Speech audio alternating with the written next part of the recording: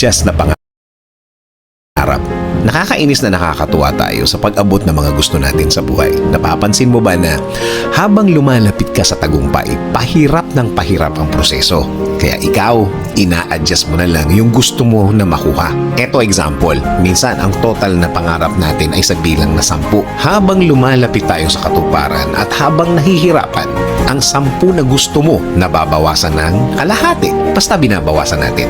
Sasabihin pa natin sa sarili natin na okay na siguro yung 5 na muna. O kaya, baka naman okay na yung 3. O kaya, yung mismong size ang binabawasan natin. Like, ayaw ko muna ng malaki. Yung medium na muna siguro, okay na. Kapag magkukulang, huwag i-adjust ang gusto mong makuha. Ang dapat gawin, dagdagan ng effort. Sa bawat dagdag na ito, mas tumatamis ang tagumpay na makukuha mo.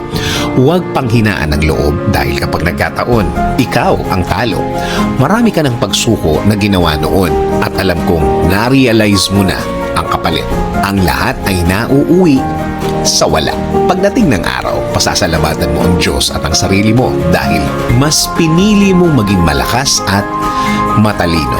Sabi nga sa Deuteronomy 31:8, it is the Lord who goes before you.